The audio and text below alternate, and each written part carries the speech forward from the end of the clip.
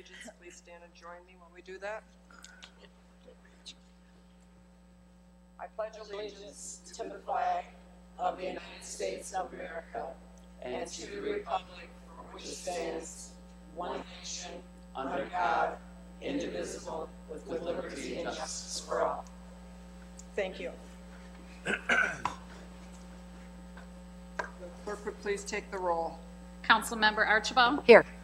Councilmember Ashford? Present. Councilmember Lamb? Here. Councilmember Mosherak? Here. Councilmember Pemberton? Here. Councilmember Ruiz? Here. Mayor Rapp? Here. You have the minutes from the regular meeting of August the 8th. Is there a motion to receive and file? So moved, Madam Chair. Support. Councilmember Ashford, supported by Councilmember Pemberton. Is there any changes to the minutes? All those in favor, please indicate by saying aye. Aye. Any opposed? The minutes stand as submitted. We do have two presentations tonight. If the clerk would please read the first one. A proclamation designating September 2022 as National Recovery Month will be presented to representatives of the Blue Water Recovery and Outreach Center. If you join me at the podium, please.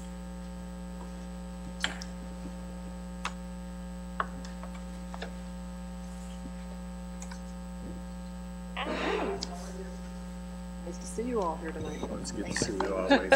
I'm going to read this. It's the light's not real good, so let's try to do this. Whereas behavioral health is an essential part of health and one's overall wellness, and whereas prevention of mental and substance use disorder works treatment is effective and people recover in our area and around the nation. And whereas preventing and overcoming mental and substance use disorders is essential to achieving healthy lifestyles, both physically and emotionally. And whereas we must encourage one another and all to take part in being the solution for our community. And whereas thousands of people in St. Clair County are affected by substance use disorder. And whereas to help more people achieve and sustain long-term recovery, the U.S. Department of Health and Human Services, the Substance Abuse and Mental Health Services Administration, the White House Office of National Drug Council Policy, and the Port Huron City Council invite all residents of Port Huron to participate in National Recovery Month, September 2022. Now therefore I, Pauline M. Rapp, by the authority vested in me as mayor of the city of Port Huron, and on behalf of council members Archibald, Ashford, Lamb, Mosherak, Pemberton, and Ruiz, do hereby proclaim September 2022 to be National Recovery Month in the city of Port Huron. It is with great honor that I present this proclamation to the Blue Water Recovery and Outreach Center for the establishment of the region's only recovery community center, which provides the face and voice of recovery and helps the residents of Port Huron restore their life from substance use disorder. Thank you.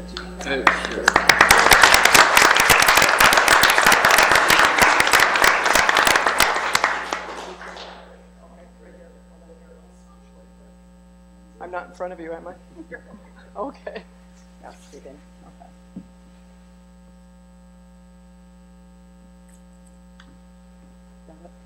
Okay. Thank you. So much. Nice to see you. Yeah, I'd like to say thank you very much to the council and the mayor for giving us this opportunity to present us with this. It's a great honor, and I'm pleased to be a part of a collective organization that is getting this proclamation. I can remember a time when I wasn't too welcomed in places. Today, I'm very welcomed in this city, and I'm very grateful. Thank you very much. You're welcome. Thank you so much.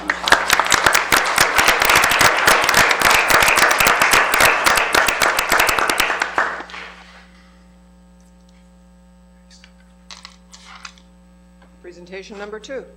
Beautification members will recognize the 2022 Yard of the Year winners. Go forward to the podium.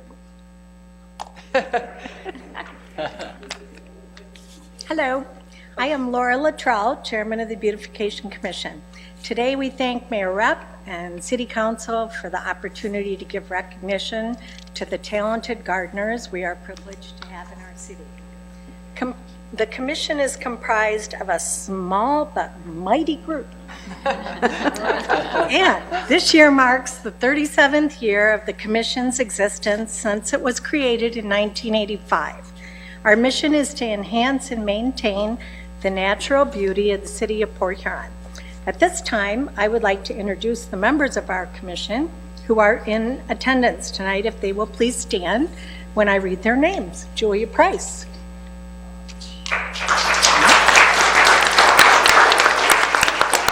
Stephanie Ramales.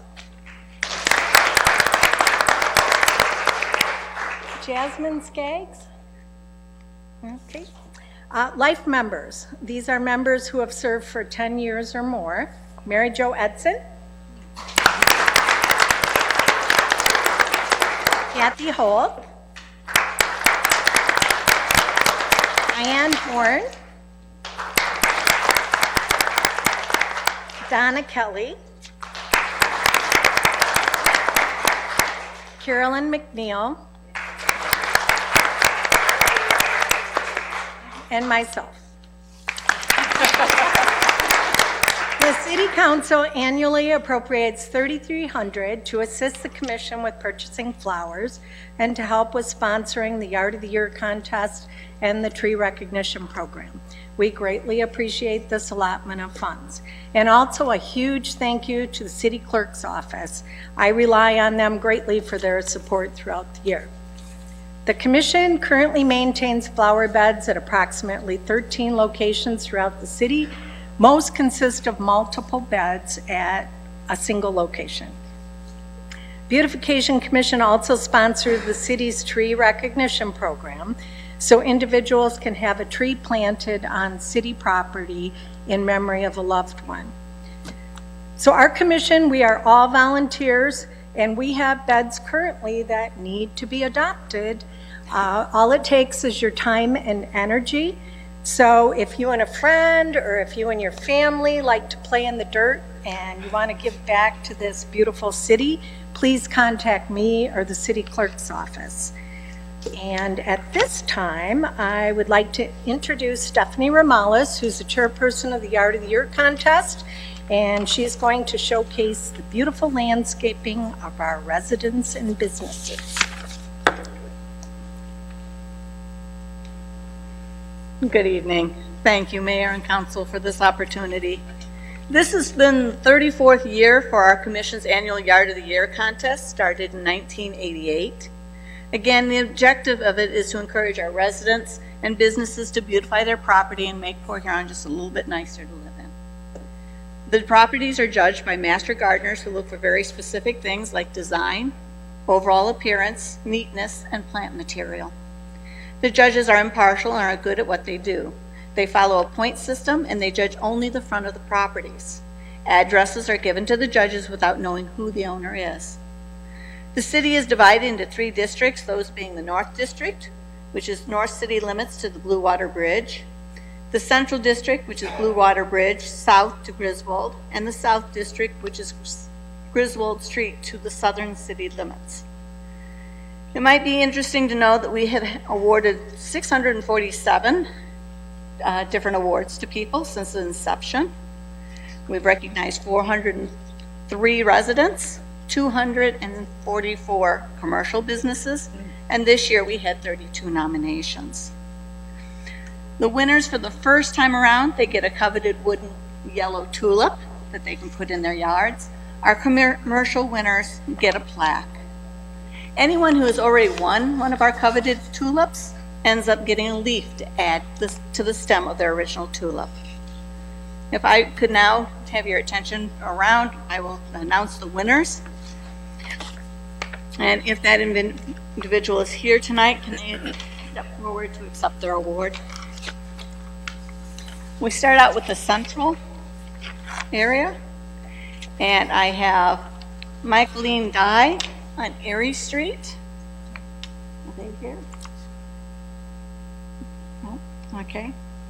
And then on 1912 Union Street, I have Michael and Melanie Bellman.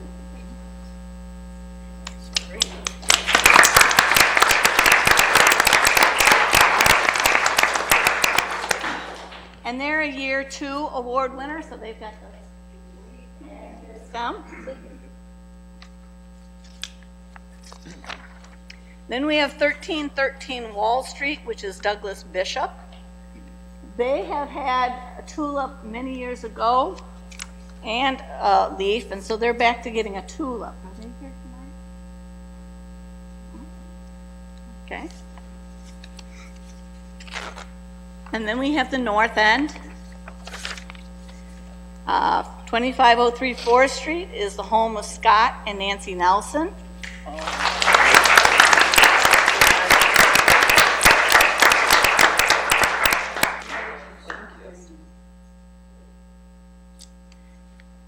And then we have at 419 Lakeview Avenue, George and Deborah Moss.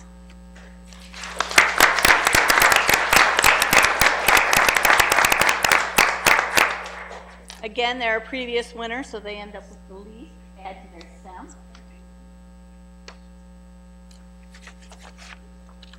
And finally, for the north end, we have 2929 Omar Street with Paul and Luann Carpo.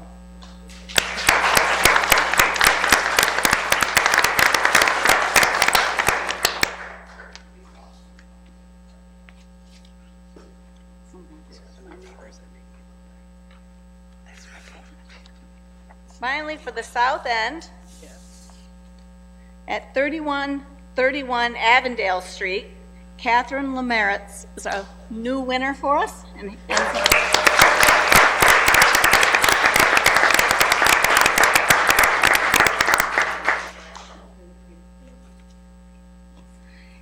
At 3011 Thornhill Street, which is actually kind of nearby, is Noel Cerez.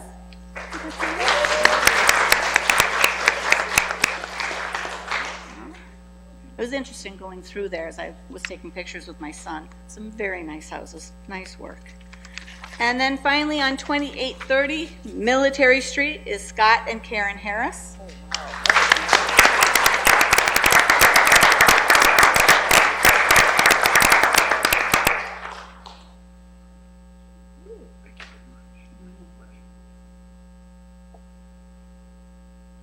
And then our commercial property this year, I think, will be a surprise for everyone. We always seem to have the funeral homes versus the churches. But this year, we have on 2401 North Boulevard, Seed and Soul. It's the Southside Initiative where they grow plants, and then that little stand out there, you can go and you can grab your own vegetables. It looks like it's free. I don't see any cost or anything on that, which is really nice. So they're actually giving back to our community, and it's beautiful. Their garden is just gorgeous. Somebody here for that?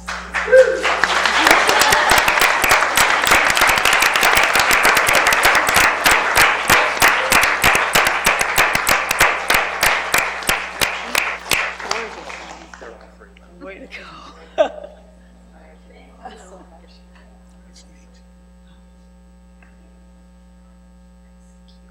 They said, yes, it's free.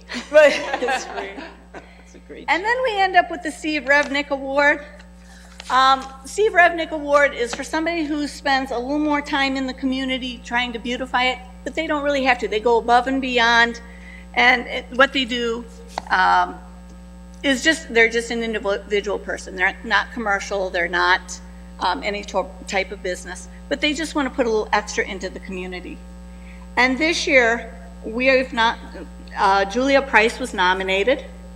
She's a member of our commission, but she has taken the initiative to organize and teach young junior gardeners of the group. So she has a group of students that she brings in and works with us. And it's been a great benefit to us. I can tell you, we need the help, guys. And she has also been kind of the spearhead for creating and beautifying Knox Field, making that a place that people want to go, putting flowers around everything. So she's put a lot of effort into things, and it's been quite an honor to work with her. Come on up, Julia.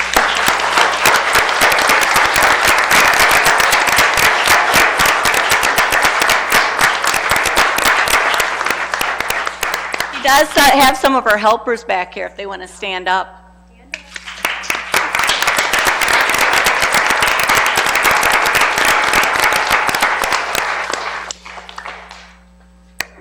And that kind of ends it there for you. But again, as our dear commissioner has said for our committee, please come help us out. We'd love to have you. Thank you. Give another round of applause for every winner.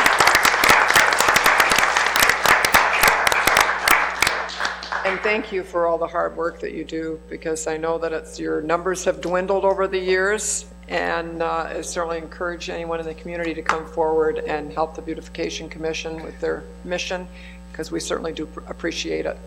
Thank you very much. And we will move on the agenda to public comment. Mayor, Oh, yeah. I just have a point to order to ask for you. It's not order, but I was just wondering, in the wake of the Queen's death, if we could take a moment of silence, if you don't mind. I know Certainly. around the world they're doing it, and sometimes just because we're in Port here don't mean we don't feel the feelings of what is going on. It just shows you how human we are and what a great job the Queen has given, not just to Britain where she is, but just an effect all throughout the world. So if we could just... No problem. Why don't we stand for that moment of silence?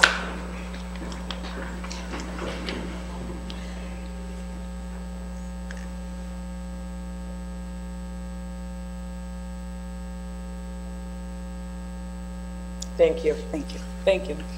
Thank you, Mayor. No problem. Clear out. Now is the time for public comment. If anyone is interested in making any comments to the council, you can come forward, give us your name and where you live, and you have 4 minutes. Hi, I'm Anna Chaudhry. I actually live in Goodalls, but I work with Seed and Soul Society with the community garden.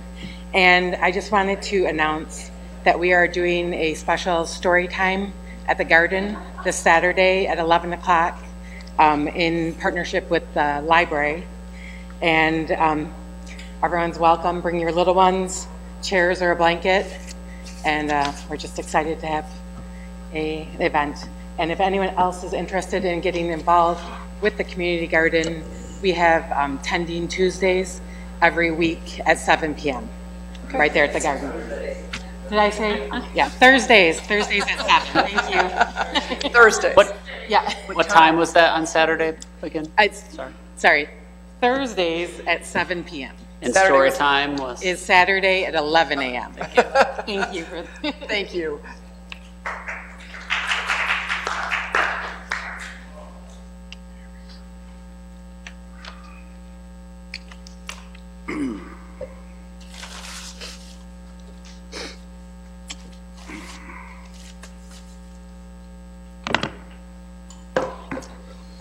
Julian Ruck, 1423 Lapeer Avenue, Holly's Place. With all the positive energy, talking about gardening and beautification of the community, I mean, I've been here enough. I think you guys know how that might make me feel, because James Freed continues to hinder the progress of Holly's Place in every way he possibly can. I know you sent him to come visit us recently, and he did. And some of the first words out of his mouth after 18 plus months trying to get him on property were, "I have another meeting in 10 minutes, so, okay." So I started with the elevator pitch, and then he kept interrupting me and saying, "You know, we're just really upset that you called us at the last meeting either ignorant or malicious. And just so you know, we're considering administrative action." And as he said that, his voice kind of slowed down for a second. I could tell he knew that was overstepping, but he said it anyway. Then he went on to claim that the 150 yards of imported material on our property counts towards the 200-yard limit for unlicensed composting facilities, even though they're in our garden beds. I said, they're in the garden beds, they're not, you know, they're composting beds, it's not the same. Yes, it is, the nitrates. Well, I'll tell you, after our meeting, I called the Department of Energy and talked to the guy in charge of all composting in the state of Michigan, and he said, no, it doesn't count. So that's what I mean by ignorant or malicious. Either he didn't know that it doesn't count, and he was backpedaling, trying to find some way to discredit us, as you know he consistently tries to do. Or he did know it didn't count, and he was being malicious. I just wonder how much longer the city council is going to hitch itself to this falling star. he told me during that conversation, what do you want? What do you want? I said, I want as many of these in the city as possible, which I think, given everything that was just said, we all want. We all applauded for that, right? He said, look, we already have 12 gardens in the city if people want a garden. I mean, talk about missing the point. This city is starving. Do you understand that? Starving. I'm feeding families. There's a gentleman, and I don't want to call him out, I only got another minute, but he comes down with his daughters. They're all under 10. He's a hard worker in this community, and I don't want to give him away about what job he does, but it's necessary. He also gives plasma. He feeds those girls off our garden. But this guy keeps getting in the way of that. And either need you to police him better, that means send him down there with a chaperone, or let's get together, Seed and Soul, us, everybody, have a big conversation. Obviously, this is something that needs to be talked about. And this hindrance is why I started coming to the city council months and months ago. It's why I continue to come to it. When you sent him out to us, he behaved like a child being forced to put on a winter coat. And he was out of there in 10 minutes. Like, come on. His salary is 4 times the average salary of the city of Port Huron. Do you think that's acceptable? And 30 days vacation? I mean, you approved it, but come on. I know you're looking at the time. I am, and it is up. Thank you. Madam Mayor, if I could, just for the record, I never threatened administrative action on behalf of the city of Port Huron. I have a witness here. Okay, we're not going to go back and forth. Okay, yeah, point of order, it's okay, Julian, just, Yes, you did. Don't you lie to us. yeah, okay, all right. Okay, we're just going to, Sit. okay, move on. All right. Who else would like to come and speak to the city council this evening, please?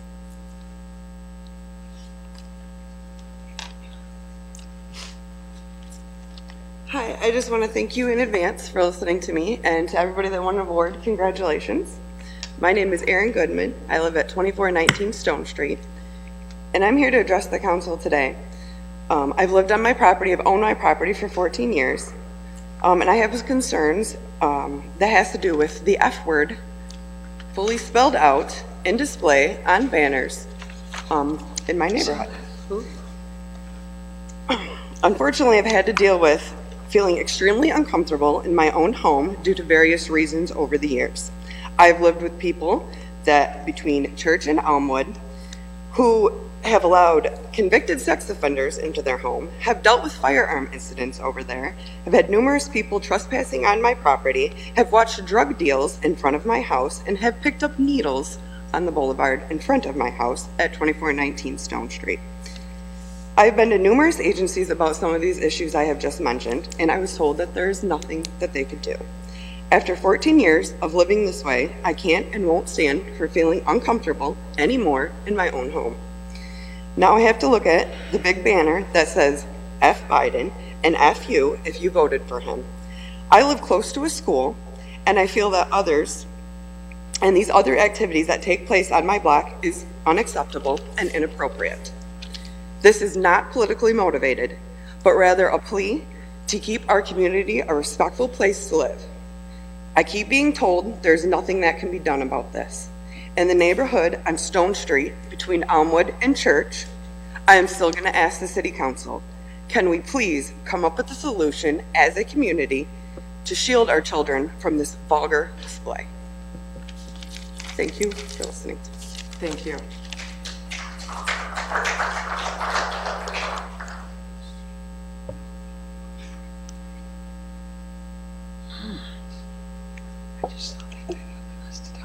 Good evening. Thank you for letting me speak. My name is Patrick Macy. I'm not a resident of Port Huron. I'm a resident of Fort Gratiot. I've lived here in Port Huron area 25 years. I went to SC4. I've lived in all the neighborhoods over the years. What I'm finding is what Aaron Goodman had talked about. This is decreasing property value is terrible. I still own homes in Port Huron. And not only that, if you have somebody coming up to buy a home in Port Huron and sees those type of banners, there's other ways to say that same thing without using vulgarities. What about the 6-year-old girl that's riding her bike down, looks up and sees that work? What about the real estate agent that brings over a new client to look at a house in that neighborhood and sees that work? Are you going to want to live there? I'm not going to want to live there. I mean, peeling paint isn't the problem in this city. I'm sorry. It's the bad actors that are doing this.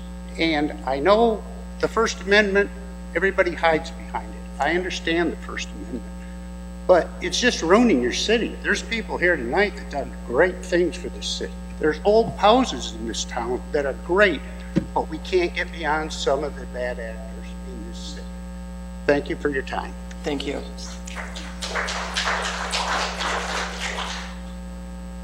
Is there anyone else who wishes to address the city council? Yes. Greetings, I'm Scott Harris, 2830 Military. I do not want to belittle anybody's dissension or arguments or whatever, but I personally couldn't be happier living in this town. I've lived here over 30 plus years, Fort Gratiot and Port Huron. Terry, Jeff, Anita, James, Pauline, Cindy, Bob, Sherry, Rico, thank you for all you do. I love you guys to death. I follow us on LinkedIn, I follow us on Facebook. I couldn't be prouder. I'm so happy our town is thriving. We have issues. Every town has issues. But holy cow, we're doing some great things. So keep it up, all right? I just want to give you guys kudos. Once in a while, you like to hear something good, something positive, and it doesn't. So, thank you. We appreciate that very much.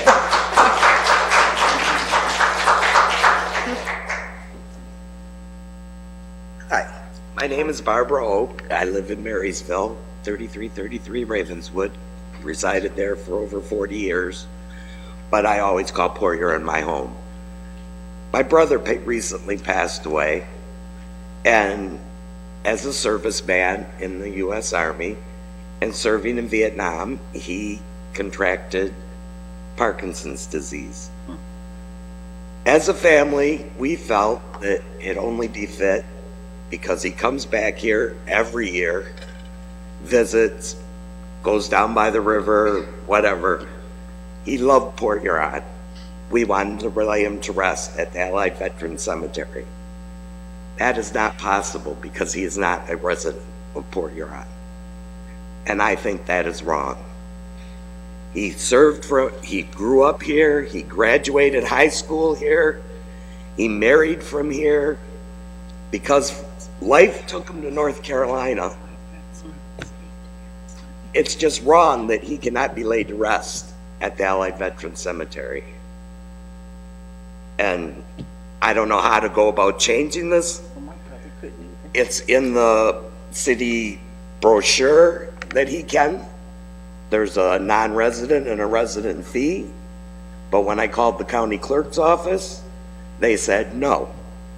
He has to be an honorably discharged, and he has to reside from St. Clair County. He lives in North Carolina. But he can't be laid to rest here when his heart, his roots, everything is from Port Huron. I don't understand it, and I don't know how to change it. Is there anything that can be done to change that? Really, that is a rule of the county, and it's in our ordinances, and it's a rule of the county. So you could be buried, but you cannot be in the Allied Vets. You Right. can be buried there. They told me that he could be married at the National Cemetery in Holly. We don't want him in Holly. Yeah. We want him where his roots are. Unfortunately, that is the rule, and I don't, there's really not. There's nothing that can be done. Yeah, Miss Barbara, if you don't mind me, I sympathize with you. My brother, I had to go get his body. He was in Kansas and everything, and we couldn't bury him up there either, and I didn't have any knowledge. So what we did do is I just buried him there anyway, but it wasn't in the veterans, but I had to bury him at the foot of my mom's grave. So And that's something we have. that's what our intentions are going to be. Yeah. But I just feel the man needed to be honored in the Allied Veterans Cemetery. Yeah. And that is wrong. Somebody can move here a week before he passes away, and he can be buried there, but my brother can't be. It's just wrong. Well, you and I are in the same boat. And there's a whole lot of them up there that are, where they have their plaques there, veterans plaques, they still pay for it, and they're on their families. Yeah, they should It be is, it's they should unfortunate. be honored. Yeah, If they served from St. Clair County, Yeah. they should be able to be honored here and put to rest here. Okay. And anybody can move into the town and pass away, and they can go there. Well, unfortunately, I mean, we can look into it, but I don't see any change at the moment. But if you know, we'll look into it for you. All right. Okay? I just wanted to express my opinion. Thank you for your time. You're welcome. Oh, thank you, though. Is there anyone else in the audience who wishes to address the city council this evening?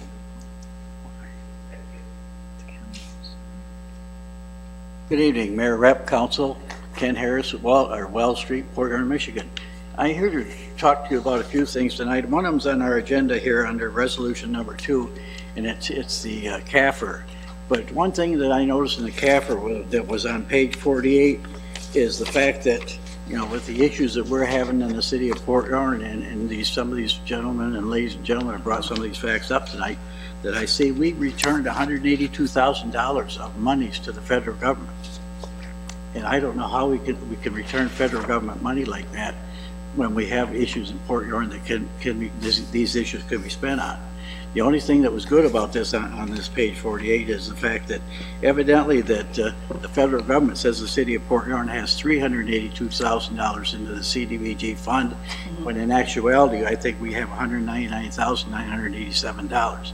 So there's a lot of information in this narrative that's on the CDBG, and I think it's something that we should look at, and before we start sending money back, when we could use it. Another thing I'd like to talk about is when we get down to the authorizing the payments tonight. You know, I went through the payments briefly this afternoon, and we have contract changes in this month of $180,000 more than the bid items were. You know, how can we? I understand the economy is in a upturn or a downturn, whatever it is, but how can we enforce better when a company bids to do a job for us to keep this in line? You know, $180,000, that's just in this month's payment report. We have to start doing better things. I don't know if we have our engineers and stuff and go out and check on these contractors to see that they're doing their job. I don't know. That's a lot of money. And lastly but not least, you know, these people over here mentioned some of the issues they're having with their neighborhood and stuff like that. And I don't know what it is, whether it's a culture change or what it is, but there are issues of that in our neighborhood. And I know code enforcement's been there, and they're rattling their swords and stuff, and things aren't happening that should be happening. I walked by a vacant lot today that one of the houses we tore down to create a better neighborhood. And it's a place for people to park their trailers and junk and this and that. And another issue, I was over, probably one of the nicer areas in Port Huron is over by Roosevelt School. And Mr. Coley was out doing his yard one day here a couple of weeks ago, and evidently this is popular on TikToks, but somebody drove by and shot at him with a BB gun. And it was a police officer that informed him. Well, it's something that's big on TikTok now. These kids are driving through the neighborhood with BB guns and shooting people. Oh, wow. So it's just, you know, how do we stop it? I don't know. We got to have a change in culture or something, but I hope you're listening, and maybe there's something council can do. Thank you. Thank you. Is there anyone else in the audience who wishes to address the council this evening? Seeing no one, I'll declare public comment closed, and we will move on to the consent agenda. Is there a motion? So moved. Mayor Pro Tem Archibald, supported by Councilmember Moserak. We will take the vote. Councilmember Archibald? Yes. Councilmember Ashford? Yes. Councilmember Lamb? Yes. Councilmember Moserak? Yes. Councilmember Pemberton? Yes. Councilmember Ruiz? Yes. Mayor Rep? Yes, items on the consent agenda. Received and filed notification from the Michigan Liquor Control Commission that an application has been received from McCallum's Harvest LLC for a new off-premise tasting room license with full drinks located at 901 4th Street. Approved the sale of a vacant lot at 2300 Moak Street for $7,000. Made permanent temporary traffic control orders designating 4th Street one-way southbound from Pine to Wall Street one-way eastbound from 4th to 3rd, and 3rd Street one-way southbound from Wall to Court Street. Recommendation that the application of Renaissance Man Company for a new on-premises tasting room permit to be located at 200 Michigan Street be approved by the Michigan Liquor Control Commission. Confirm the mayor's reappointment of Daniel Casey, Carrie Hepting, Kurt Kramer, and Catherine Pertnell to the Tax Increment Finance Authority with terms to expire September 14th, 2026. Confirmed and approved single lot special assessments for fines, assessments, and/or cost of removing blighting factors and/or causes of blight, as well as the abatement of nuisances.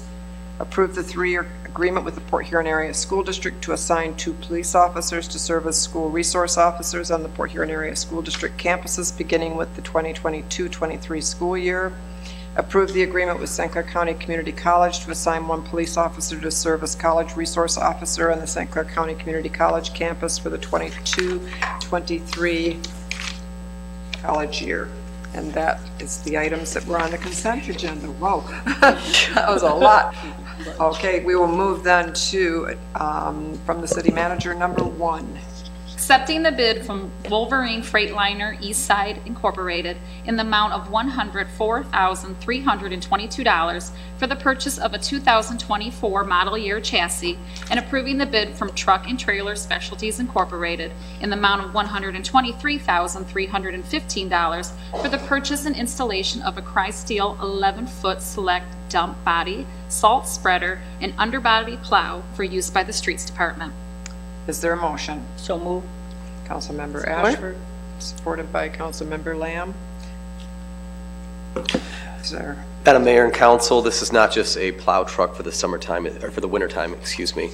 It is used year-round for a host of public works activities, including pulling the hot box trailers, the asphalt trailers, which you need the capability to pull that kind of weight. It replaces a 14-year-old 2008 Sterling L7500. Comes in 2 parts. One, you buy the truck and chassis, and then you do the second bid, which is the dump bed, the salt spreader, and all that, and the hydraulic system, which is typical. Anybody have any questions? So this is different from the one that we had prior. It's pretty much the same thing, just newer year. I should note that we're not even going to take possession of this until next year. Oh, okay. That's how far this is jammed up in the system.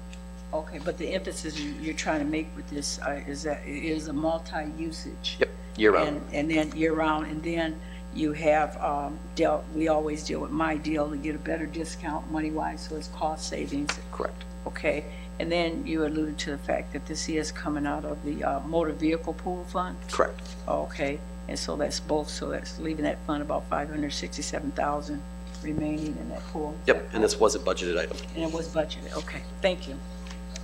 Any other questions from anybody? We will take the vote. Councilmember Ashford? Yes. Councilmember Lamb? Yes. Councilmember Mosherak? Yes. Councilmember Pemberton? Yes. Councilmember Ruiz? Yes. Councilmember Archibald? Yes. Mayor Rep? Yes, item 2. Accepting the bid from Feldman Ford in the amount of $187,500 for the purchase of 4 2023 Ford Interceptor utility vehicles for use by the police department in accordance with the state of Michigan My Deal purchasing program. Is there a motion? So moved. Support.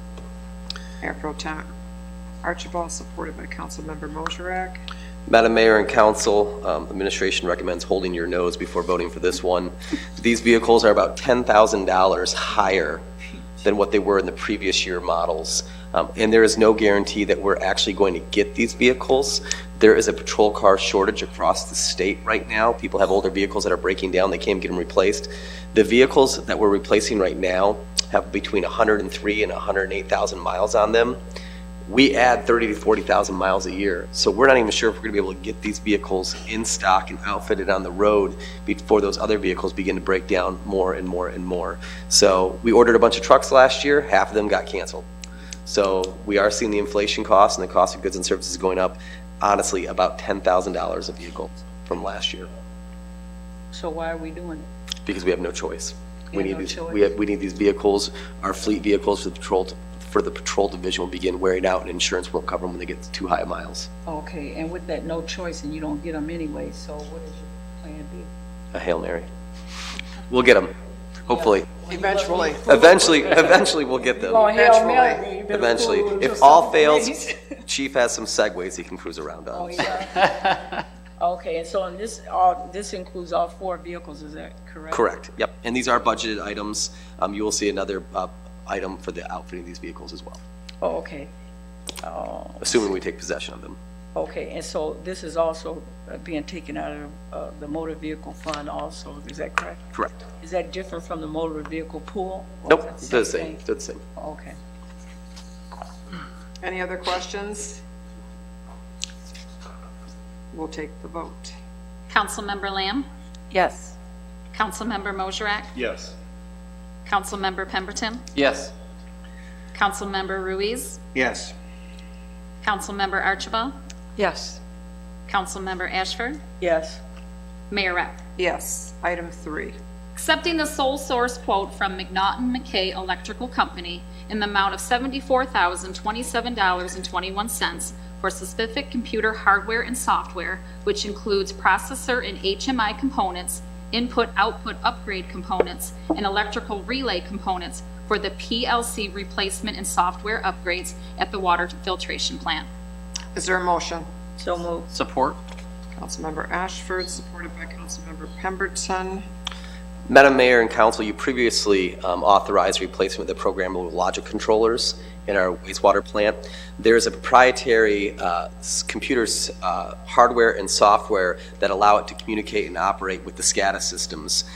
That is what you're replacing. There's a single source provider because it is proprietary. It has to be the specific hardware and the specific software to work with our specific logic controllers. So again, you're providing between the programmable logic controllers and they're communicating and working with the SCADA systems. This is the nexus between the two.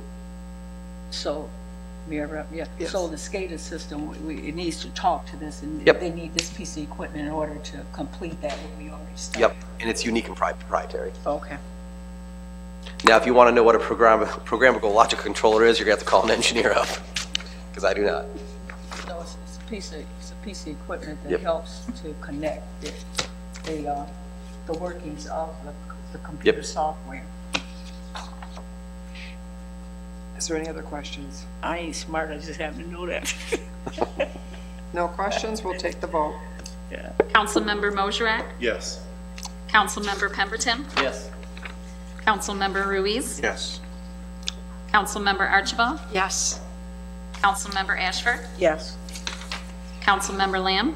Yes. Mayor Rep? Yes. Resolutions, item 1. Authorizing 22 payments. Is there a motion? So moved. Mayor Pro Tem Archibald, supported by Councilmember Pemberton. Madam Mayor and Council, you'll notice a few minor change orders. We call it the balancing calcs. So when you bid a project out, you estimate the quantities, whether it's base gravel or sand or all that. And then at the end of the project, sometimes you come in high, sometimes you come in low. So sometimes you'll see a change order for several $1,000s decrease because we needed less quantities than we actually needed. There's a few minor calculation adjustments for a couple projects based on the quantities of materials needed. Some of them were specifically to the 10th Street development. We needed a little bit more sub-base because some soils were not as good as we expected. Any questions on any of the payments? I just have some observation. I agree with the gentleman that came before us during the public hearing. I had circles around, like 1-6 and 1-9. But how I looked at this is that after the increase, the change order, the one like the water filtration plant, the roof replacement, and you kind of look at the design, and if you do your due diligence as far as that, you're going to go over or whatever. But some of these, we did have more than we usually would have, in terms of change orders. But I'll start looking at the change orders, and you were right, estimated 180,000, we went over. But on some of those, we actually decreased. We didn't say we got money back. But it still doesn't negate the fact that we still need to be more cognizant of when we're out there bidding this and applying these monies towards them. We need to try to see if we're really going to stay within that framework, that money that we did do. So, we just need to, tell your guys that work for you, James, that we need to, be a little bit better. I'll tell them they're doing a great job. In fact, they do an amazing job at the estimating. Okay. So when you open up a road and it's 100 years old and you remove a water main, we don't know sometimes the soil underneath it. And so quantities do change for the good or for the bad. And that's why we have the engineering team in the field to make sure that when we do a change order, whether it's to our good or to our detriment, that we do so based on justification of the current needs in the field. Yeah, and I'm giving you that. I'm not trying to say they're doing a bad job. Just listen to me. I'm not trying to say they're doing a bad job, but when you do sit down and you negotiate, you have a design of orders. I'm just saying what possibly could go, and you build that into that in terms of contingency. And I know they do a good job. And if we're going in a road, I mean, it's like going in anything. You don't know what you got until you try it out, until you go in there, and you may find other things. But I'm just trying to say, before you start those other things, like preventive maintenance or something like that, see what you do have and making sure you're within some kind of range that doesn't take us out into the change order category. Understood. So it has nothing to do with them not doing a good job. It just had to do with a little bit more creative thinking and being mindful of the monies. Understood. Any other questions, comments? Mayor, Yes, Councilmember on that Ruiz. kind of the same path about that in terms of looking at pricing and so on, and all those variables that come up, I'd like to see future councils, and starting perhaps next meeting, to make sure we note the time, the many times I can remember in the 9 years or so I've been on, when we end up going way less budget. I think it's important to make sure that the public hears that as well, not just those that are finding what they see as flaws in terms of our pricing and such, but making sure that we acknowledge and that they hear loudly from us how many times we come in under budget. I think that's important for us, all of us, to remember, because it happens quite frequently. Absolutely. And certainly in the contracts themselves, it allows for the adjustments. So, any other questions, comments? We will take the vote. Councilmember Pemberton? Yes. Councilmember Ruiz? Yes. Councilmember Archibald? Yes. Councilmember Ashford? Yes. Councilmember Lamb? Yes. Councilmember Mosherak? Yes. Mayor Rep. Yes, item 2. Authorizing submission of the Consolidated Annual Performance Evaluation Report for the 2021 program year to the U.S. Department of Housing and Urban Development for the review and approval regarding the use of CDBG and home funds. Is there a motion? So moved. Support. Lamb, supported by Mayor Pro Tem Archibald. Can you just address the item that was brought up? Are we giving money back? Madam Mayor and Council, there's a reason why we hired a diversity, equity, and inclusion director, is make sure people had access to opportunities. There were old funds that could not be transferred, that if we didn't expel them, we did have to give them back. That is the reason why we believe that people don't know. I don't believe there's not a need out there. The gentleman is correct, there is a need out there, but if you don't know the resources exist, you can't take advantage of those resources. Meaning if people don't know there's emergency funds out there, or repair funds available for them, then they can't take advantage of that. And so that's the whole reason why we are sending our staff into the field to advertise. And you see a lot more applications now in the last 24 months for these funds. And so you are correct. We need to get more people to know that these resources exist. Okay. Any questions, comments? They come in by year, just so you know. The funds come in by year. And so you'll have, it's like a revolving fund. You'll have 4 or 5 years of funds on hand.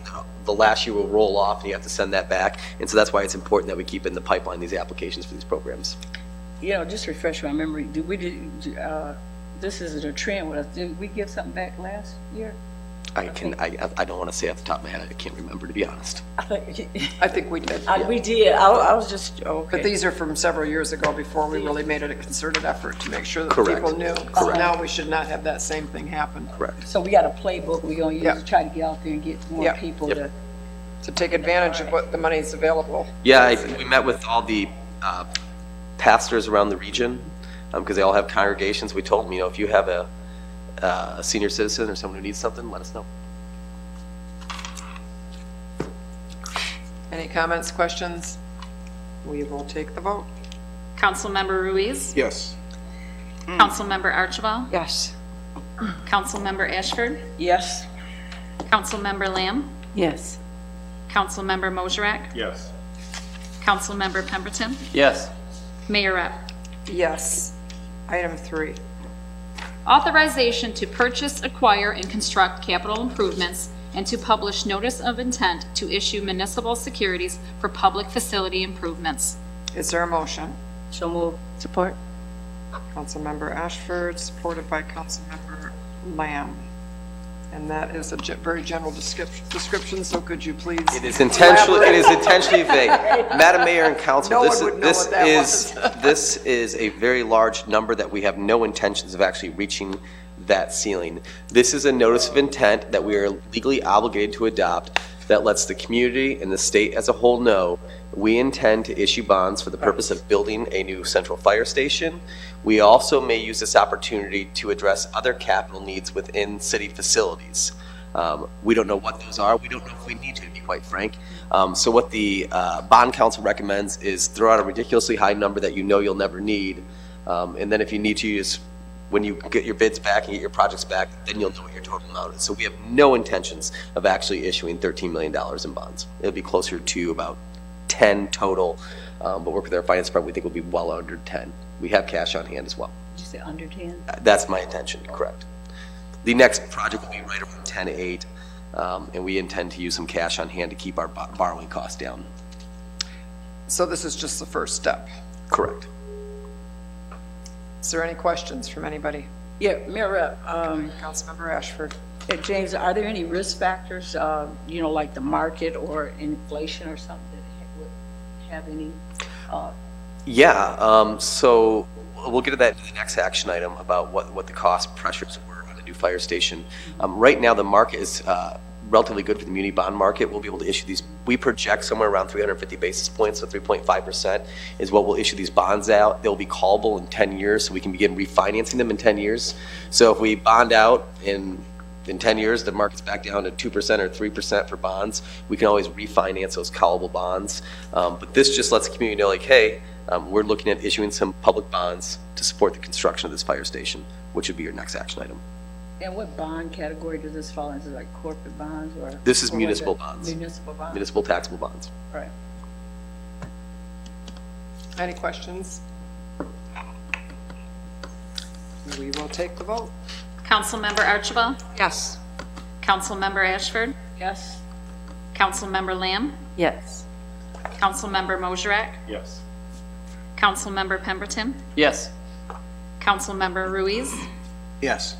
Mayor Rep. Yes. Item 4, please. Authorizing the Daily Company to solicit and process subcontractor and vendor bids and to proceed with the construction of Fire Station Number 1 located at 1400 10th Street for an estimated cost to not exceed $10,865,956. Is there a motion? So moved. Support. Mayor Pro Tem Archibald, supported by Councilmember Mosherak. Madam Mayor and Council, Chief Nicholson and members of the Daily Group are going to come up with partners, I believe, as well, Partners Architectural. Building a fire station is incredibly complex and very time-consuming. Chief Nicholson has been working incredibly hard. I think he signed up for this job to put out fires. That is not what he's been doing for the last couple months. He has been working with the architects, with the project managers to really come up with a really sound game plan. We did an RFQ to find the best in the business. We interviewed municipalities all across the state and region of who was the best architects and the best project managers they've worked with. So the firms you have who come before you tonight are highly vetted, highly recommended, and the top in their field, to be quite frank. But I wanted to just publicly take a time to, before Chief Nicholson gets up here, to thank him for his, not what he signed up for, but doing a really good job as I think he gets an architectural certificate after this. So come on up.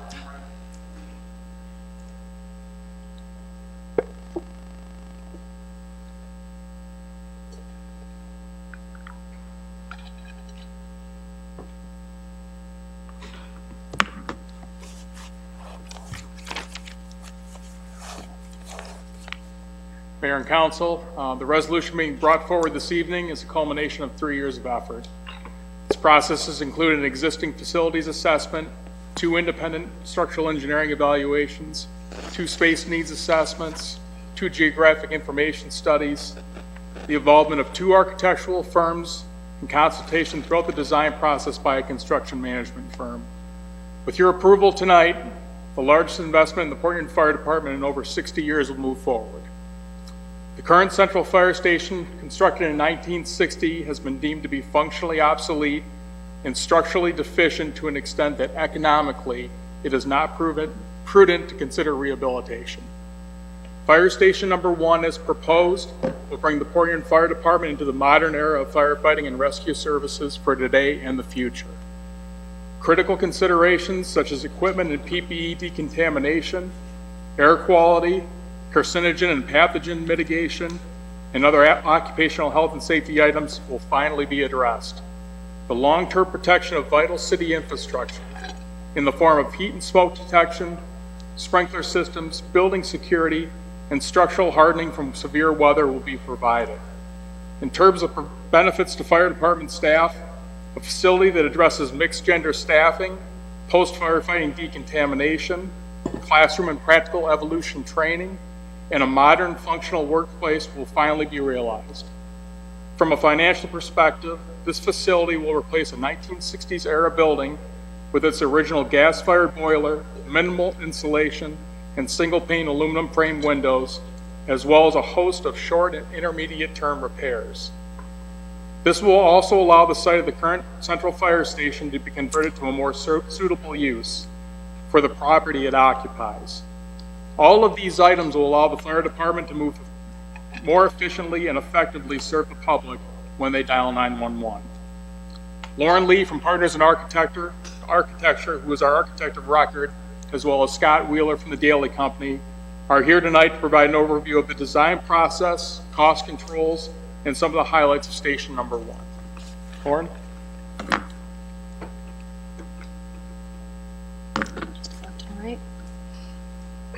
Hi, good evening. My name is Lauren Lee from Partners in Architecture, as I've been introduced, and we're here with Scott Wheeler from the Daly Company.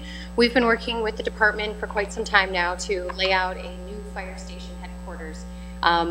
Chief touched on all of the deficiencies that we recognized in their current department, and we're trying to help bring numerous, not only the operational needs that are coming into this new fire station, but also consider the construction aspects as well. So we're looking at the economy of today.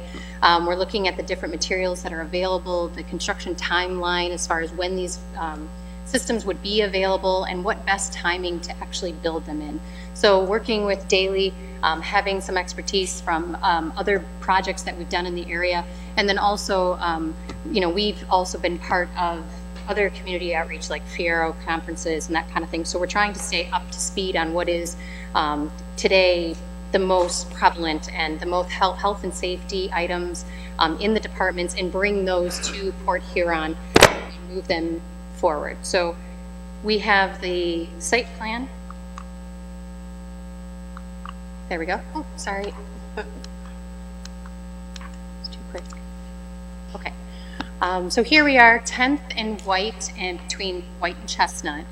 We would be facing 10th Street with a 6-bay single-loaded apparatus bay, which means that the intent of this apparatus bay is that it is one apparatus per bay. A lot of departments will choose to do a double-ended, so you have a truck behind another truck. Depending on operational needs, those can be deficiencies as well, because you have to pull out or back in. We have chosen here for this site, due to the space that we have available, to cut down on any needs to back these large vehicles and any safety concerns that might come across that. So we've decided to do 6 single-loaded bays where you would pull out onto 10th Street during an emergency and pull in off of Chestnut to come into the station from the rear as a pull-through apparatus bay. Generally, we are proposing that what I call the admin support side would be really the departmental side, trying to keep staff and separate from public spaces. So we are going to invite the public to come in off of White Street, which would then have a parking lot off to the south side there, and the entrance would actually sort of face that south side, but also be presentable along 10th Street. So I'll kind of show how that works. The rear of the Apparatus Bay, or the rear, would all be concrete paving, and that is supposed to maintain open for scenario training. There's lots of requirements that are out there to maintain firefighter status, constant training, and that open space back there will offer not only truck training, but scenario training for, hoses and that kind of thing. So there's a lot of reason to have an open space. Then there's just general parking for the staff members at the rear, where they would then enter the staff or enter in the station from the rear where they park. Jeez, not getting this down. Okay. This is starting from the Apparatus Bay. The pink is actually that single-loaded Apparatus Bay. The yellow off to the left-hand side is the support spaces. These are the areas that we would need to actually function as the firefighting station. So we have the maintenance bay, we have an office over there with an SCBA, so that's all the tank fillings and the oxygen in the air. The meter room, which is fine tuning, all the little parts and pieces that need to be cleaned in there. And then above that yellow space is what is the floor plan to the left, which is actually the mezzanine up above. So it's actually a two-story area there. There's bonus to having the mezzanine. Not only do we have a mechanical space up there, but we have extra storage, and we also have that as open training space. So we have winters here, pretty significant ones, and we want to be able to maintain some sort of scenario and training opportunities, not only during the summer and nice months, but during the winter as well. So that extra area allows for that training to be maintained throughout the year. Also at the back side where you see the staircase, that is a multi-purpose hose and training tower. So that is where you dry the hose. You actually hang the hose, it's about 25 feet, 50-foot hose. And then there's also a training scenarios there up that staircase. This is the opposite side, so the south end of the building. I don't think I have a pointer, but to orient you, the right side would be the public parking space, and on the bottom of the page, you have the entrance there that kind of juts out. So you would actually walk from the parking lot across the front of the building and into the vestibule, which I know it's kind of hard to read, but it's the yellow area. So the yellow area down there on the bottom of the page is the vestibule and into the lobby. So that's kind of what we're saying is like the public zone, and beyond that to the right-hand side is the admin, or left-hand side, I'm sorry, is admin, and to the right-hand side is that training room that Chief mentioned as an opportunity to be able to, keep all the departments meeting and having these training. So scenario training is more of like they're in their gear and they're training with the gear on, and this is also book training. Leading beyond the yellow and into the top side of the floor plan is where we have the fire living area. So we have a fitness room, we have the day room, which is basically a living room. We have the kitchen, which all those spaces offer camaraderie and health benefits to the firefighters throughout the day, stress levels being able to be decreased. And then we have the blue area in the center there that is the the dorm rooms, I'm sorry. So that's where they would actually sleep. They're not meant to be large. They're meant to be homely feeling, but not promote disappearing. We like to create an atmosphere that allows for firefighters to come out and have that camaraderie with each other and build that relationship. So the rooms are big enough to do what needs to be done, sleep, and then after that you come out to do any sort of studying or report writing or eating or cooking, and that kind of stuff is done out into the fire station. The yellow spaces that are actually kind of towards the top in the left, those are actually support spaces that have to do with the Apparatus Bay. It's where they store their gear and where they clean their gear. So we mentioned the health and safety of the firefighters for decontamination. That simply means that the elements that are at a fire, we have carcinogens and that kind of thing. We're taking many more precautions nowadays for cancer prevention through cleaning of the equipment, through cleaning of the firefighters, getting it all the way down to basically where they can get in there and get everything clean, not just the equipment, but themselves. So there's a shower in there, there's privacy, and then they can go beyond that space and into their living zone. So it's very, very important that we separate these contaminants from where they spend most of their time without their gear, and that's in that living space. So we try to create that hierarchy of cleanliness from the decon into the living.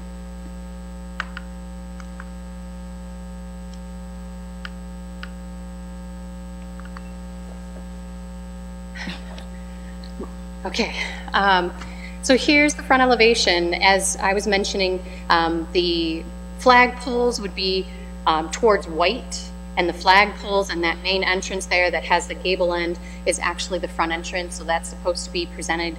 There's no actual front door facing 10th Street, but from the side elevation, and I do have another shot here where you'll kind of turn from a public view, there you go, and you'll see the archway. So the intention is that there is an obvious sidewalk from that White Street parking lot, which is the public parking.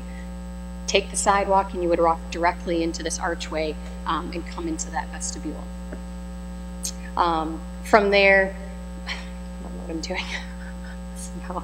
Flipping back and forth. I don't know.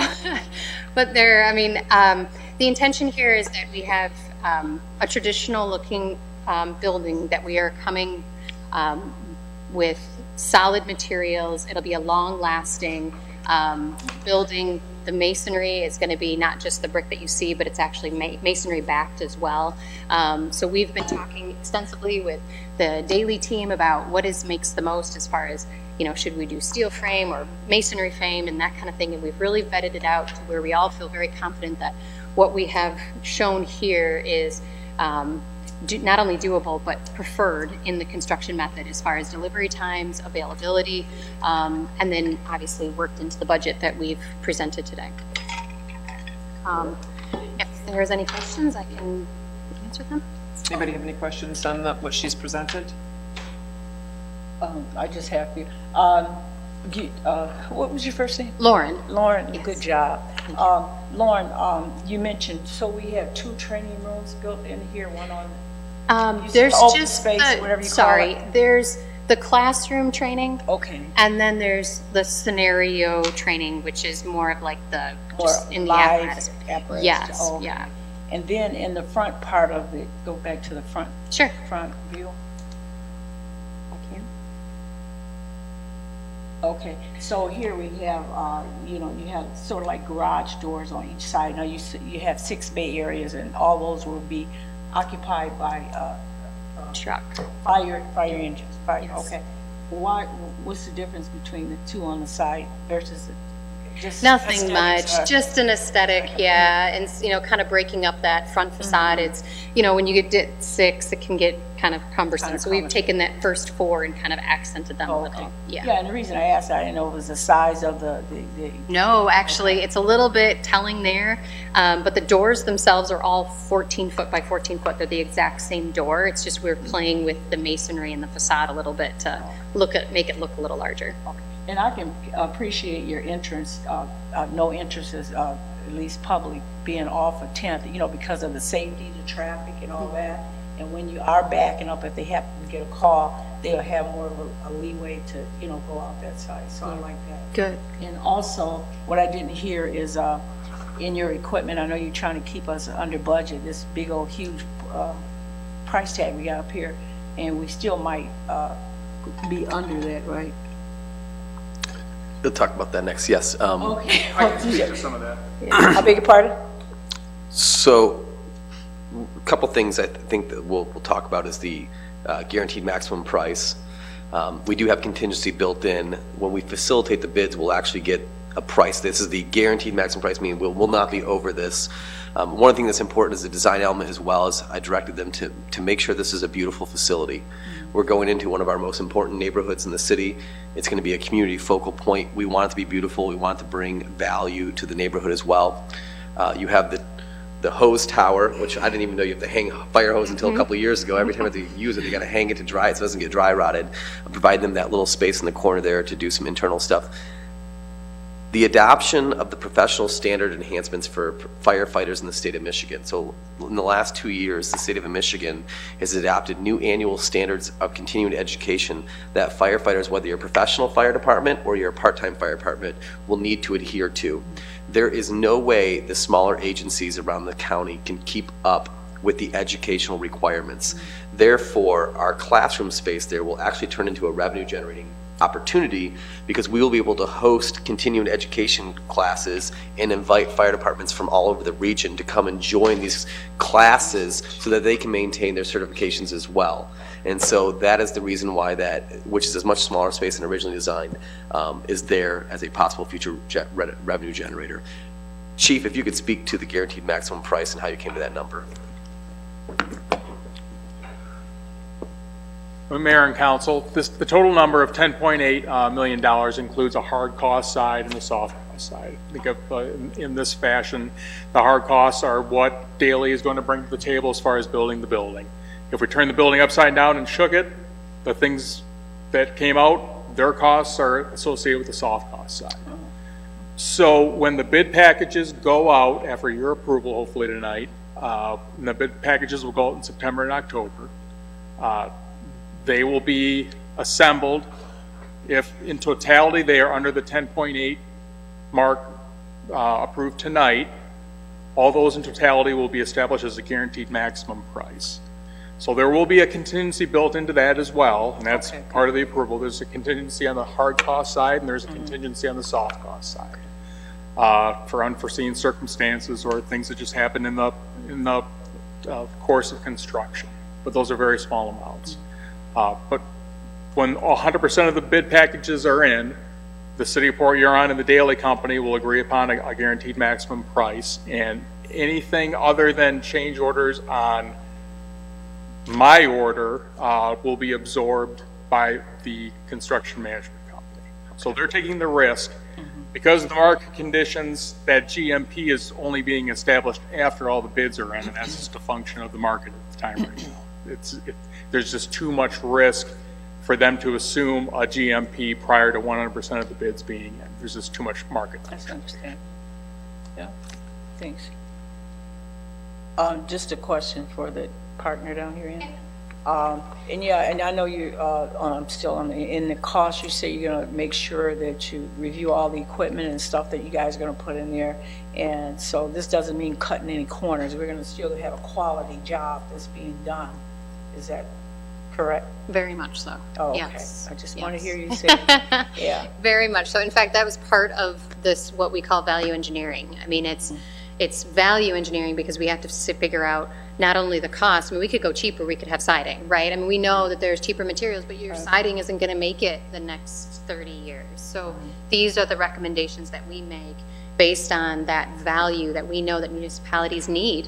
I mean, this fire station is going to be here for the next 30, 50 years until the next industry change. Right. But so that's where, yes, correct, absolutely. Okay. We have the longevity in the material and the design. And over in your dorm rooms, is that co-ed too?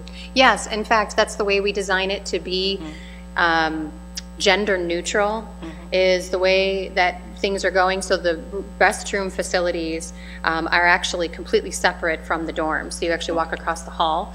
So there's always things that you have to consider, robes or towels or whatever. And there's always those types of things. But yes, the room is supposed to be assigned to anybody at any time for any shift. In fact, each shift has their own dorm. Oh, okay. So this is a small thing, but you know, the smallest things really get to people. So you well, gotta honestly, ask. that's the biggest thing. It's one of the, besides obviously the health and safety and the decon, it's the gender neutrality of these buildings that are really becoming a hot topic with the assessments that we do. We walk through from the 60s and they have one locker room. Well, it's not really, it's not an option anymore.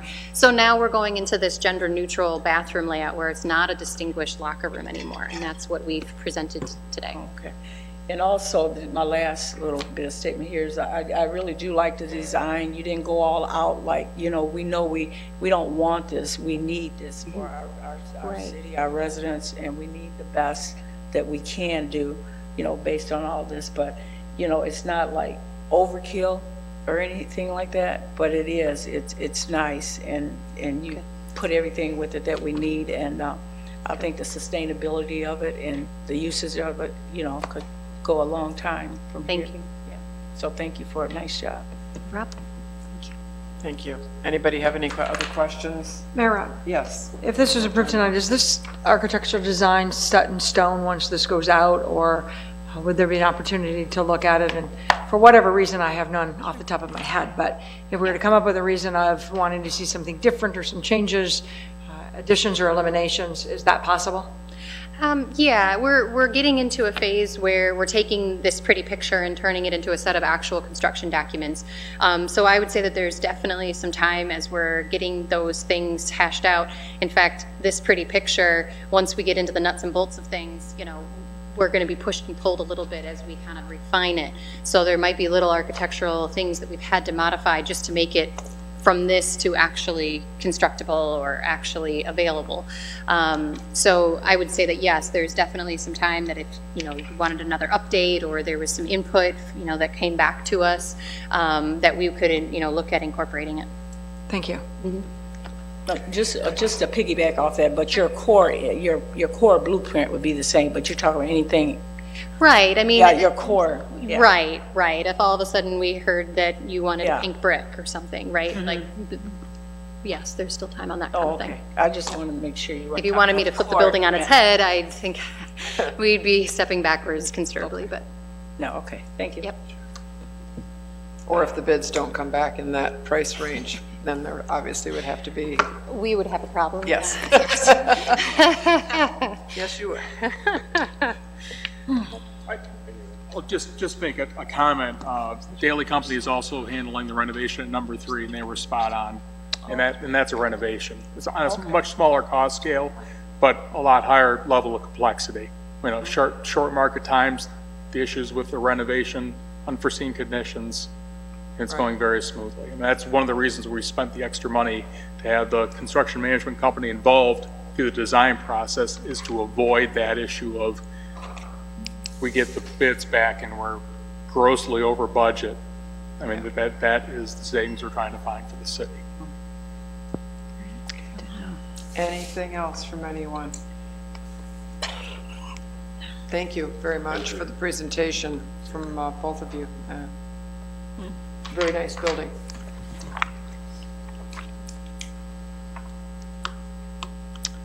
We will take a vote. Councilmember Ashford? Yes. Councilmember Lamb? Yes. Councilmember Mosrak? Yes. Councilmember Pemberton? Yes. Councilmember Ruiz? Yes. Councilmember Archibald? Yes. Mayor Rep? Yes. There you go, you can proceed now. Resolution, the next one, number 5, please. Approving the purchase and development agreement with Woda Cooper Companies Incorporated to purchase city-owned property commonly referred to as the former River District grocery store site located at 3550 Electric Avenue. Is there a motion? So moved. Support. Councilmember Mosrak, supported by Mayor Pro Tem Archibald. Mr. Freed, would you like to give although we've been, obviously it's out in the public and been in the newspaper and we were at the press conference, but. Madam Mayor and Council, before you is a rendering of a $10 to $13 million 58-unit for-sale condo development that will go on the old River District property. It's going to be using MSHDA state funding, which is classified as missing middle, which means those middle-income folks who are working, who are paying their bills month to month, they need a place not just to rent, but to buy as well. So these will be priced somewhere between $150,000 and $300,000, depending on the amount of bedrooms they have. It's actually quite beautiful views there of the St. Clair River. The Woda Group is a nationally recognized developer. They have done hundreds of millions of dollars of development all over the state of Michigan and all over about 16 different states. You took a risk when you assumed this property, but it allowed us to take out variables. So when you bring a developer to the table and you show them a site, you start listing out the variable. Here's the sale price, here's who you got to negotiate with, here's who. By assuming the property, taking the property, you eliminate variables, meaning we control the site, we set the sale price, and the sale price is $1. because we're not focusing on the near term of recouping our $500,000 acquisition costs. It's the long term incentivizing the acquisition to bring this development online to address the housing shortage, and it will be taxed in the future. I mean, when this comes out in development, we'll have a pilot tax program where we will be receiving revenue off this. So we will eventually get our $500,000 back. But by incentivizing the purchase rather than the long-term tax liability, we're able to get a nationally recognized developer to tackle this site. How serious are they? They intend to submit an application to the state on the 19th of September. That's why we moved remarkably quick on this. They had their construction crews out to the site yesterday, David, or the day before? Wait, that'd be Friday. They had the construction to the sites because if they get approval from MSHA, they must commence construction within 6 months. So that they're developing an execution plan right now to get this thing built and to get it online within the next 24 months. You had an opportunity to meet the developer. He was in town the last couple of days. We are engaging with Double Hall Solutions on a community engagement process for not just this development, but the entire area to go with that corridor improvement authority or neighborhood improvement authority, whichever one we decided to employ. But this is an exciting development. It'll be the largest investment in housing probably in our city's history in one deal. We've had a lot of projects that are 16 million, but they've been mixed use. This is all residential. Hopefully it'll drive further investment. Your idea is you do a keynote economic development project such as this, creating population density that spurs commercial growth and commercial opportunity. And I can take your questions. Well, I think it's very exciting to see this going in the south end of Port Huron. I should note, there is a clawback in here. So if they actually don't say what they're going to commit to, if they don't do what they're committing to, we can claw it back and then pursue with the next developer. Questions, comments? Yeah, I just concur with you, Madam Chair, that it is a great opportunity to bring about another just a game changer for the south end of our city. And also, I see a hidden gem in here. There's one we're always seeking to, increase our population also.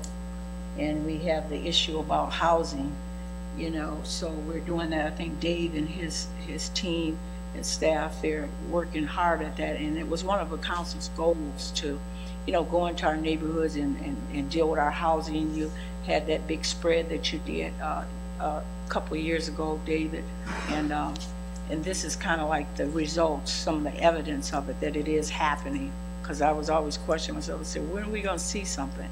You just don't make a goal to make a goal, but it takes time to reach the heights and what you guys have been able to accomplish here. And I think this is really great for our city to reach out and try to make this happen. Thank you. Other comments? Madam Mayor and Council, I will say this is the fun time in my career. You deal with the Great Recession, then you deal with unfunded liabilities, and now we get to focus on growing a community. The votes you're taking tonight, these are generational votes. These are generational change things that really do change the game. It's exciting about what's happening in one development, builds on bigger developments. We celebrated the small wins, and now we're getting really, really big ones. Yeah, well, it's not just your careers, our careers too. And the staff's career, where we all are in this together. You can't go out here like the Lone Ranger. You gotta look around. You gotta have Tano and the rest of us. So you all made it happen, and we all did it together. So it's all good. I'm sure this will spark a lot of other development in that area, and that's the plus side of it. Oh, definitely. So they even probably get their grocery store because you'll be populated with people. That could happen. Any other comments? Take the vote. Councilmember Lamb? Yes. Councilmember Mosrek? Yes. Councilmember Pemberton? Yes. Councilmember Ruiz? Yes. Councilmember Archibald? Yes. Councilmember Ashford? Yes. Mayor Rep? Yes. Item 6. Approving the multi-year agreement with TMA Electrical LLC for professional as-needed electrical services. Is there a motion? So moved. Support. Councilmember Pemberton, supported by Councilmember Lamb. Any comments? Madam Mayor and Council, we issued RFPs for this process. TMA Electric currently holds the contract. They're doing an excellent job for us. It's nice having an entire team, so we need them in multiple places in the city. They have multiple crews out there. They've held their prices for this next contract, which is excellent. So far, if it ain't broke, don't fix it type mentality. But they did survive another RFP round. So they're sort of like our in-house? Correct, yep. Okay. Any questions, comments? We'll take the vote. Councilmember Mosrak? Yes. Councilmember Pemberton? Yes. Councilmember Ruiz? Yes. Councilmember Archibald? Yes. Councilmember Ashford? Yes. Councilmember Lamb? Yes. Mayor Rep. Yes. Item 7. Approving the allocation of American Rescue Plan funding to the Sanborn Gratiot Memorial Home in the amount of $50,109 for the purpose of exterior window and door replacement. Is there a motion? So moved. Support. Mayor Pro Tem Archibald, supported by Councilmember Mosrak. Madam Mayor and Council, the Sanborn Gratiot Memorial Home, a lot of people don't know this, but they provide emergency housing for homeless senior citizens. So this goes with the guidelines of the American Rescue Plan to provide, to address the homeless population. A very at-risk population is homeless senior citizens. A lot of people don't know that there's, I believe, 4 beds allotted to the emergency housing for homeless senior citizens, and this money will be going to support that facility that does that great work. This is our ARP money. Correct. Any comments or questions? We will take the vote. Councilmember Pemberton? Yes. Councilmember Ruiz? Yes. Councilmember Archibald? Yes. Councilmember Ashford? Yes. Councilmember Lamb? Yes. Councilmember Mosrak? Yes. Mayor Rep. Yes. Item 8, please. Adopting the St. Clair County Hazard Mitigation Plan as the official hazard mitigation plan for the city of Port Huron. Is there a motion? So moved. Support. Councilmember Pemberton, supported by Councilmember Lamb. Mr. Free. Madam Mayor and Council, we appreciate Director Westmiller and the steering committee at the Office of Emergency Management for providing this encyclopedia on a plan for everything from flooding to locusts to fires to drought, global warming. I'm not kidding, it's all in here. If folks want to read it, they can download it online. It's a very comprehensive document. Online. Yeah, I was noticing in that novel you got over there, on page 350, they had a continuous where public involvement goes. So how is it public? I guess when you go in, you start reading, that's the info. Yes, they also do public engagement as well. Oh, okay. Yeah. I was going to say, I know they're not going to go through all that. But anyway, it's a good job. It has everything but the kitchen sink in there. I mean, when you get through this, it's almost like you'll never die or something. Yep. You'll never get hurt. So that's a good job. As far as is a Homeland Security? Yep. Okay. Is there any other questions? We'll take the vote. Councilmember Ruiz? Yes. Councilmember Archibald? Yes. Councilmember Ashford? Yes. Councilmember Lamb? Yes. Councilmember Mosrak? Yes. Councilmember Pemberton? Yes.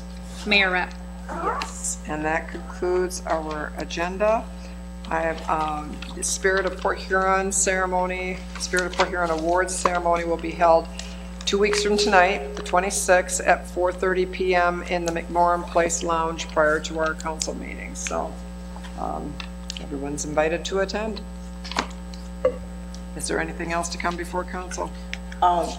Mayor, I was just wondering about, during a public audience, the young lady came before us, and a gentleman spoke to the language I was going to ask about that. on the cars, and actually I've seen it too. I'm going along the parkway and I see that too, and I know that I don't know if the police chief could speak to it. I mean, we say we can't do anything, but we are a legislative body, and I'm thinking that there is some kind of ordinance that can be put forth or something like that we could research. Because it's getting kind of old. I mean, people shouldn't have to go out their door and see all that crap, and the kids, and you never know who. And that's not the kind of community we're trying to build around here in the city of Port Huron. Madam Mayor and Council, I will direct our city attorney to draft a legal opinion on what options the mayor and council have to address explicit speech.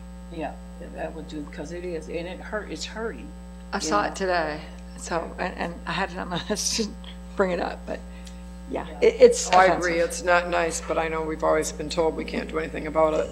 Well, you because know of, what? I don't believe in can't. I believe It's in try. certainly offensive. Yep. So we ain't gotta take that. Right?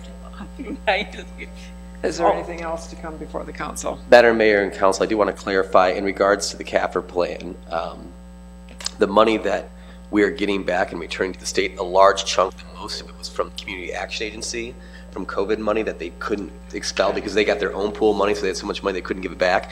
Although we're giving it back, it does credit our account and we'll reappropriate it in the future for other programs. So we're not actually losing it, we'll just reappropriate it. So it means we can get more attached on what we Correct. asked for? Correct. Okay. We'll realign So it. that should always, send that message out like we are, because I can't imagine we giving away money like that. Correct. Okay, I like to congratulate my colleague here on his new baby, Josiah.